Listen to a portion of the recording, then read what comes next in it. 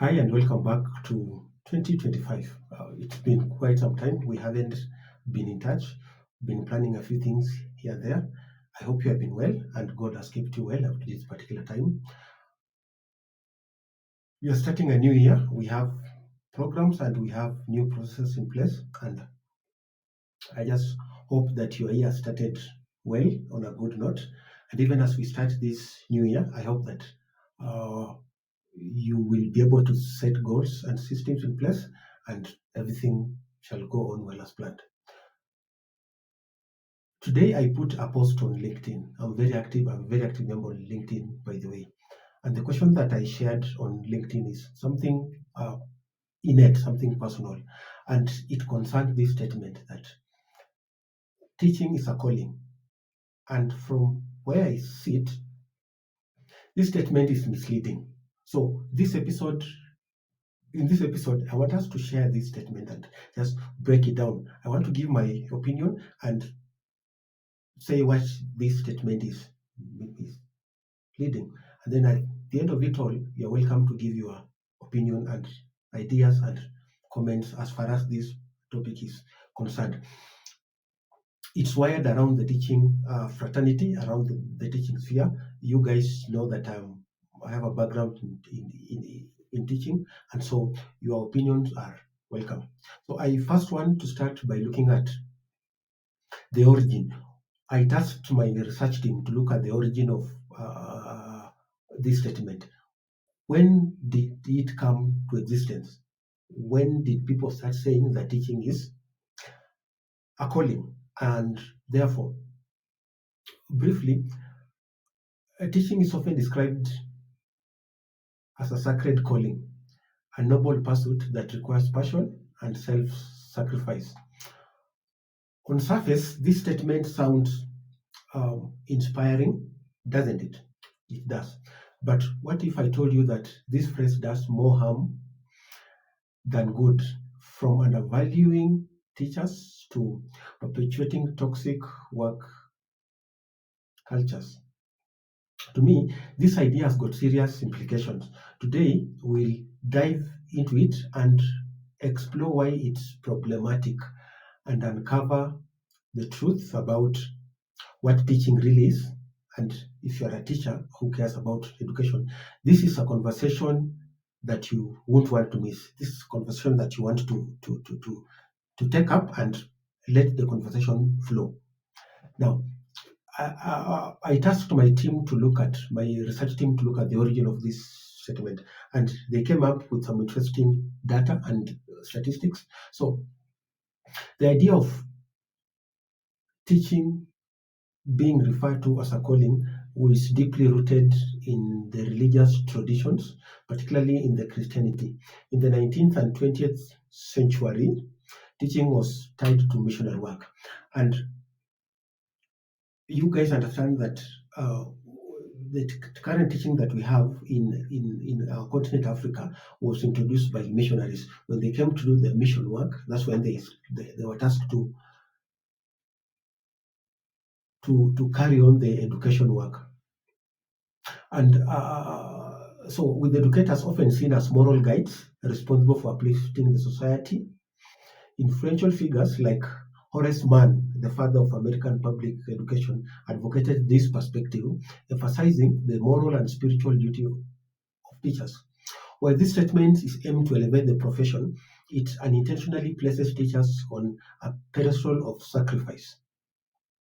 Over time, this ideal evolved into a cultural narrative that often neglects the practical realities of modern teaching, including fair compensation and work-life balance. So I'll go through a 10-pointer discussion, and at the end of it all, I'll ask for your opinion. So feel free to open the conversation and let this discussion continue flowing. So my reason number one why this statement is misleading is it glorifies sacrifice over fair compensation. The moment you label teaching as a calling, it often justifies low pay, my opinion, and poor working conditions. This implies that educators should prioritize passion over financial security. which is unfair. Passion doesn't pay the bills. Fair compensation does. Therefore, labeling it as a calling, I tend to think that it glorifies sacrifice over fair compensation, which shouldn't be the case. Reason number two, why I feel that this statement is misleading, it overlooks the professional side of teaching. This phrase implies something. It implies that passion should outweigh the need for financial security. This mindset not only justifies low pay, but also creates societal complacency about improving teachers' wages. Passion doesn't pay the bills, and no one should have the choice between pursuing a meaningful career and meeting their basic needs. Reason number three why we feel so is that it creates guilt around career transitions. The moment teaching is framed as a calling, educators who want to explore other careers often feel guilt or judgmental, something of sort. This is because the moment you enter a career, the moment you enter a teaching career with this cliche, with this narrative in mind that the teaching is a calling, anytime you want to exit, there's always that uh, push and pull between you and your mind, because at the back of your mind you have always been told that teaching is a calling, so it will be looked at as if you are living your calling. It's worth noting that teachers are multifaceted professionals and their skills are transferable to many industries. So this idea basically traps teachers into a box. Can you suck a cocoon? Because at the back of their mind, the society and the system around has told them that teaching is a calling. And who lives a calling? You don't live your calling. Therefore, this creates guilt around career transitions whenever one wants to shift from teaching career onto another profession. Reason number three is that it romanticizes burnout. The whole of this mindset promotes toxic idea that teachers should endure long hours and emotional exhaustion because they are called to do so, if I may put it in quotes. So passion should never come at an expense of mental health and well-being. You guys understand that when you are called to do something, you are called to do that something, come what may. And when this is ingrained in people's mind, and people can go through burnout because, after all, they have been called, and you can do anything when you have been called. Reason number five is that this whole idea, it dismisses those who enter for practical reasons. What does this mean? Not every teacher enters the profession because they feel called. And repeat, not every teacher enters the profession because they feel called. Some pursue teaching for stability, like I did. Some pursue teaching for career growth, like probably you did, or because they enjoy the craft of education. And guess what? That's okay. A job can be meaningful without being a calling. Just the same way an engineer enjoys doing his job, just the same way a doctor enjoys doing their job. It doesn't necessarily need to be a calling for you to enjoy it. Therefore, this narrative dismisses those who enter the service for practical reasons, be it stability or be it career growth and career advancement.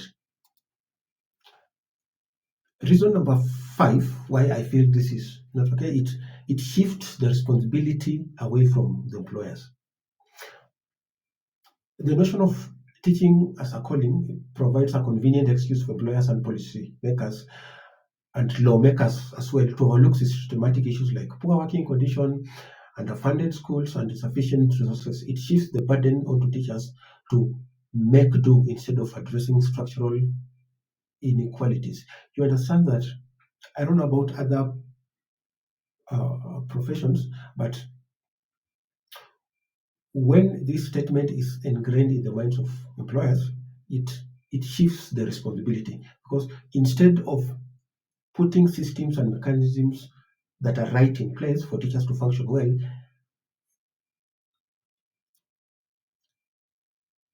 they,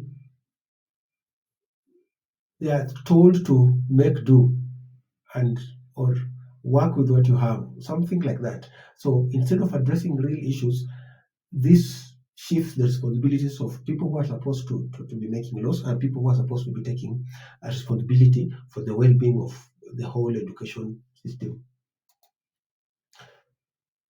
Reason number 5, it perpetuates gender stereotypes. In the introduction, I mentioned something that when missionaries were came, they were involved in the teaching. The initial teaching was introduced by the missionaries, and most people who are doing this work were women. Read that is in the history. So historically, teaching has been a female-dominated profession, and the calling narrative reinforces the stereotype of women as natural caregivers.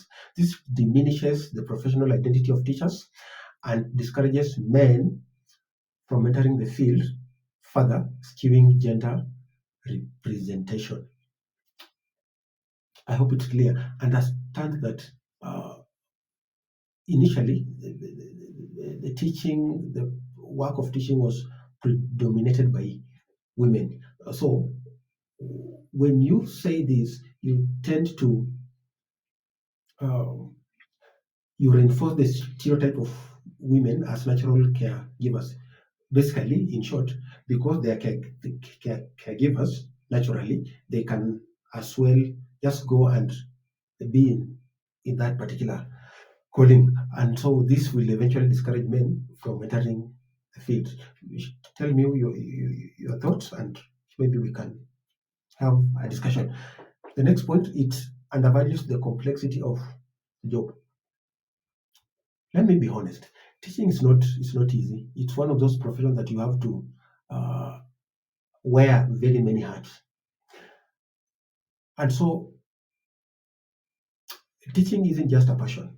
It's about managing diverse classrooms, developing innovative lesson plans, addressing individual needs of students. Teaching is a skill and a science. It's a skill that requires you to understand both the pedagogy and andragogy. How are people learning, and are they understanding what they're learning? So the phrase "teaching is a calling" oversimplifies these challenges, and this makes uh, making it seem though the love for the job alone is enough to succeed. I just want to mention that a passion alone can't make you succeed in a job. You have to do the work. So the fact that it's being referred to as a calling, it undervalues the complexity and the input that goes into the whole learning and teaching process.